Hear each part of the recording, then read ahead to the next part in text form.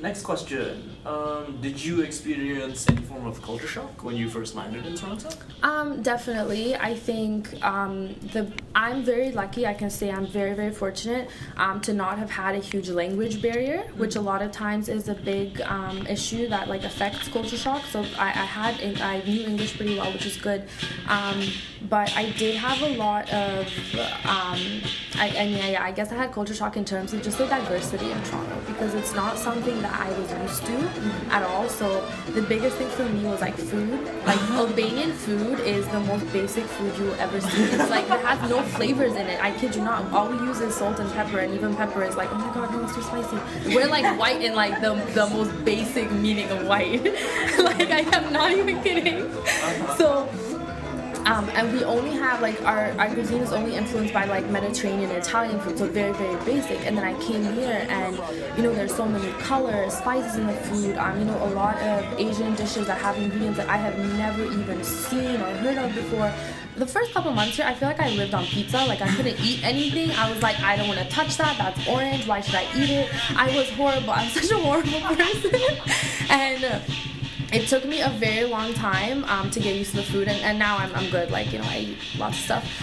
But I think that was a small part that showed of a much bigger cultural issue, that I wasn't exposed to the slightest bit in a lot of other different cultures. And so at the beginning, I was lucky because the high school that I went to for my last year, there's a lot of international students from different countries, so that helped me get a bit of exposure. But without that, I feel like I was completely in a little box of just being in Albania. And so when I came here, that was the biggest culture shock, just seeing so many things that were different from what I was used to.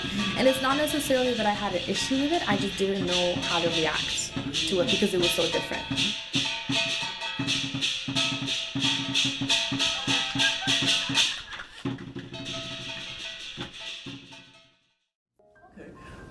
So what helped you through that culture shock with like the food and dealing with the other cultures? Yeah, I think the one thing I mentioned was the people, and having a lot of different people around me. It was a really great environment for me to just get more exposure to things. And I made a conscious decision to not stick to a certain community or group of people. I feel like something I see a lot of international students do when they come here is they just stick to their own community.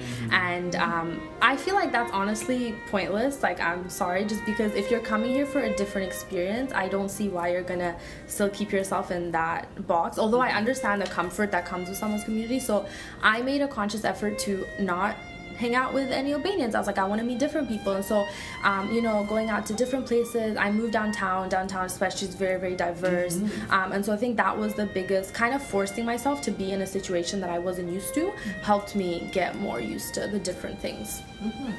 I feel the same way, because I tried to get together with some of the Chinese association members in Ryerson, and it just didn't. Sometimes it just doesn't work. And you may, something I heard from a lot of students too is you may get along with those people in your home country because you're in the same environment, but that doesn't necessarily mean you're gonna get along with them here. And that's something that I found very true. So okay, so why do you think you experience these forms of culture shock? It comes from a lot of things, like just not being exposed to things is one of them. The way you're raised, right? Like if you're raised in a very one-minded, a closed-minded kind of environment, then that obviously affects how you're gonna grow up. And I consider myself very lucky and fortunate to have had the opportunity to come somewhere like Canada, where because you're exposed to different things, you can slowly get over it. But a lot of other people, they're faced with things like this because you just don't have the opportunity to see anything different. So for me, I think I just faced them because I was coming from a very closed society. For other people, it may be something different, but for me, I think that was it.